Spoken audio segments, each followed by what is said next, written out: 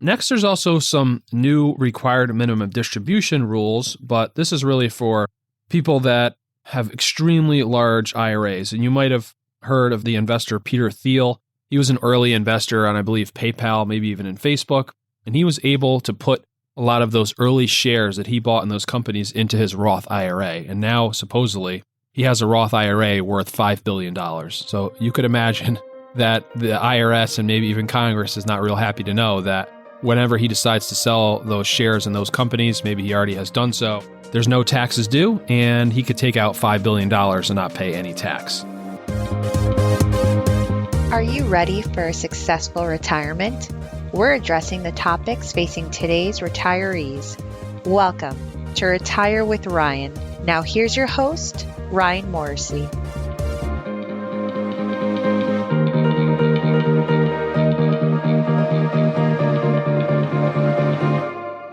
Welcome back. This week, we're going to talk about the American Families Tax Plan.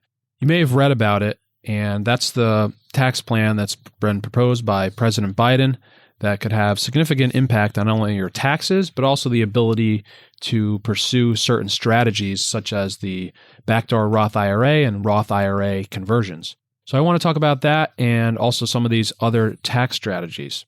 Before you get worried about this or maybe take action, you definitely want to understand that this is not yet law. This is a bill that's being proposed in the House, and it would need to be passed in the House and then in the Senate and then be signed by the president before it goes into law. But it's looking like most likely some version of these things will happen. So let's talk about that. I mentioned earlier how something known as the Backdoor Roth IRA might be going away. And this is a way currently that for those people that have adjusted gross income over the normal limits to contribute to a Roth IRA, you're able to do it in a way that you first contribute to a traditional IRA as a non-deductible contribution, and then you're able to convert it.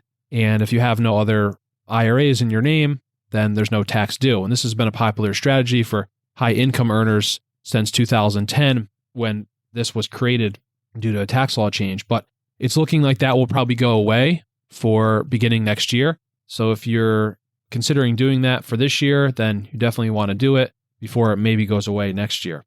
Secondly, is that another popular strategy to get money over to Roth accounts is to convert the money after it's already been in a traditional IRA or 401k. Usually the best time to do this is when you have a year where you don't have a lot of other income, or maybe in your early years of retirement. If you retire in your early 60s before you're yet collecting Social Security or before you're forced to take IRA distributions. However, it's looking like that there'll be some limits on that. Currently, there's no limit on what your income could be. It used to be years ago that your adjusted gross income had to be under $100,000 to qualify for this.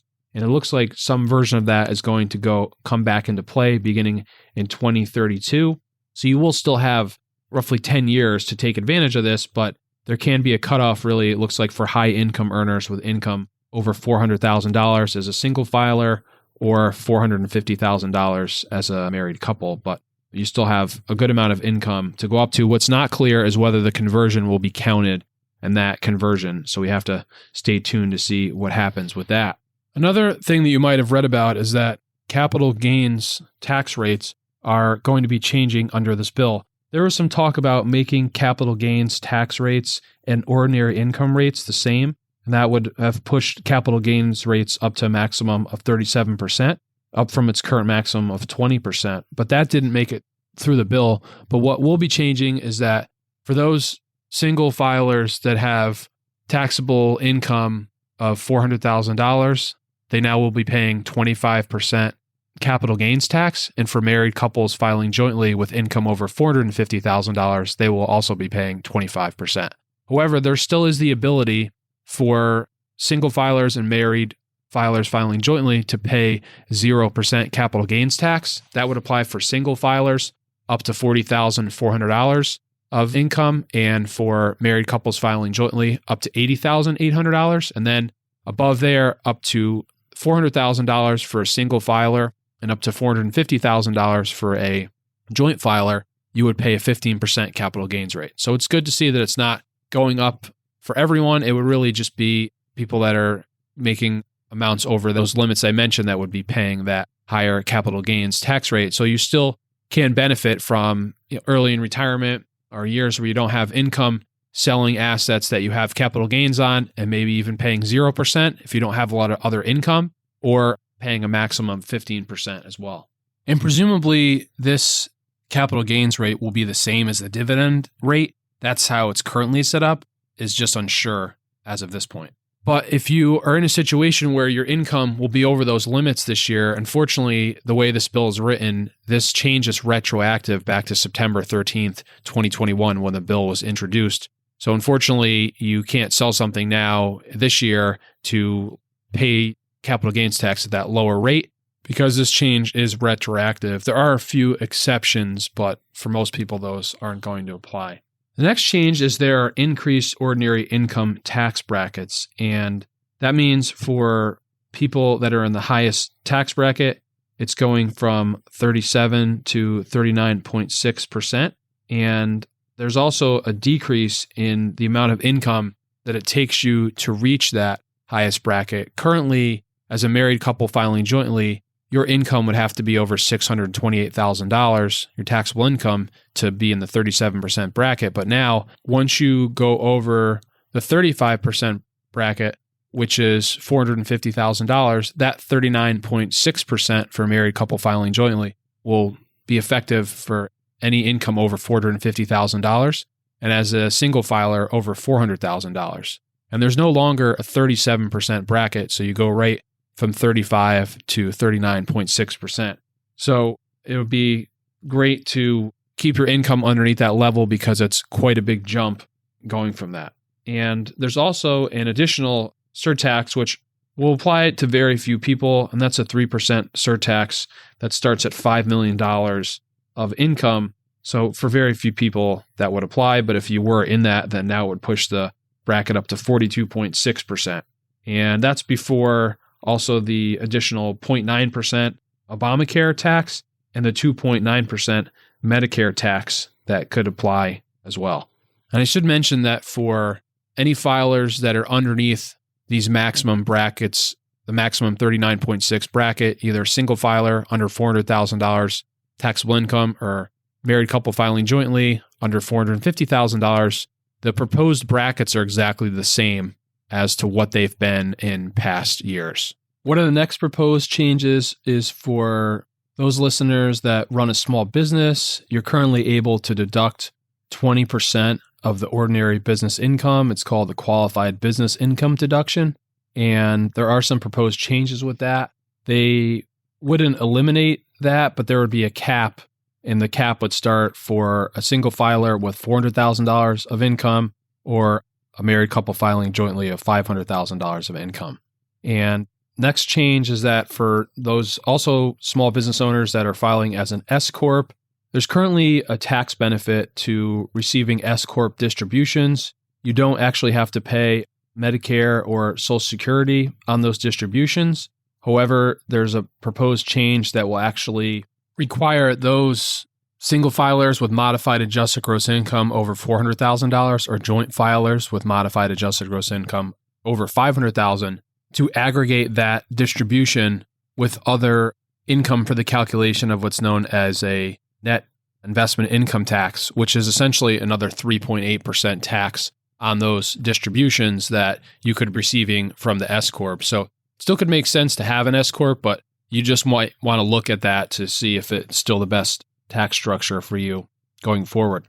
There's also going to be an increase in the corporate tax rates for anyone listening that is set up as a C Corp. The top tax rate for those is going from 21 to 26.5%. Now, that's still better than the highest federal bracket, but it's definitely something that you should look into. Next, there's also some new required minimum distribution rules, but this is really for people that have extremely large IRAs. And you might have heard of the investor Peter Thiel. He was an early investor on, I believe, PayPal, maybe even in Facebook. And he was able to put a lot of those early shares that he bought in those companies into his Roth IRA. And now, supposedly, he has a Roth IRA worth $5 billion. So you could imagine that the IRS and maybe even Congress is not real happy to know that whenever he decides to sell those shares in those companies, maybe he already has done so, there's no taxes due, and he could take out $5 billion and not pay any tax. So to try to circumvent that from happening, and again, if you have an IRA that has more than $10 million in it, and this is cumulative retirement accounts, and again, your income as a single filer is over $400,000, or as a joint filer over $450,000, then 50% of the amount over $10 million must come out every year and taxes must be paid. And you then will not be able to put any more money into these retirement accounts if you have more than $10 million. You might be thinking, well, that's a lot of money. And if I was only so lucky as to have a $10 million retirement account, and that is definitely true. But for people that invest in early companies and those companies are wildly successful, if they put that money in an IRA or a 401k or even better, a Roth IRA, that could be a lot of money, but now it won't be able to stay in there. And that was for traditional IRAs, but I jumped the gun a little bit. But for Roth IRAs, if you have more than $20 million in retirement accounts and you have income over those levels I mentioned before, you'd have to take out the amount of the account over 20 million that would bring you below 20 million. And the order that you're being required to take that money out is first taking out any Roth accounts. So let's just say you had $18 million traditional IRA and a $3 million Roth IRA, then you'd need to take out $1 million from your Roth IRA to get yourself below that $20 million level. Now, I know this, for many listeners, this is never going to be an issue, but it's interesting that this was put into play. I read years ago, even before I heard about Peter Thiel and his $5 billion Roth IRA, that Senator Mitt Romney, I guess when he was running for president, had to disclose his financial assets, and he had an IRA worth, I think, $20 million. And at the time, I was thinking, how could someone have an IRA worth $20 million? Well, he worked for a private equity company, and some of the companies that they invested in went up like 1,000 times from compared to the original investment that he made. And all that money was put into his retirement accounts, and that's how he got a $20 million IRA. So for most of the listeners, there's no changes to RMDs. It's still at age 72, and you don't have to worry about that. Another change that's out there is for anyone that's done any trust planning and utilized a strategy known as a defective grantor trust. It's a way to get money out of your estate so that reduces the value of your future estate, but not give up total control of it. Well, that strategy is being removed, and as of whenever this bill is signed into effect, I'm not sure if it will be the end of the year, that will be eliminated. So if you've used a strategy like this or you're thinking of using this, you better get going on that, because you only probably have until the end of the year if this bill goes into law. There's also a reduction in the estate tax exemption. Currently, it's over $11 million that you could pass away with in your name, and you wouldn't have to pay any federal estate tax. Well, that number is going back to what it was as of, I'm not sure how many years ago, but roughly $5 million. So again, for most listeners, probably not going to impact you, but if you do have an estate over $5 million, you really need to look at your estate plan to figure out if you need to do any different planning so that you're maximizing your exemption and minimizing any taxes that you would pay, because estate taxes are currently at 40%. And this is especially important if you have real estate or if you own a business, because upon your passing, the estate taxes would need to be paid on those assets. And if you don't have the liquid funds to pay them, then the business and or the real estate would need to be sold, and it could be at a price that your heirs don't really want to sell at, because you only have 9 months to pay those estate taxes. So definitely looking at that. And then kind of relating to that is another strategy called a family limited partnership, which is where if you own a small business and you own a minority stake in it, let's say you own 25% of a business worth $4 million. That 25%, if you were to sell it to someone else, is probably not worth $1 million, because you don't have any control. You don't have any decisions on the company, as far as profits or dividends. So theoretically, if someone were to buy that from you, they'd pay less than $1 million. Well, this is a way that you can get that money out of your estate, give it to someone else for less than $1 million or whatever the valuation is. And this is something that's being looked at, not so much for that situation, but you're currently able to count other investments in that family limited partnership that are not actually a small business, like stocks, bonds, mutual funds. So again, this is something also that probably at the end of the year, this will be eliminated. So if you're thinking of looking into that, you probably want to get moving on that.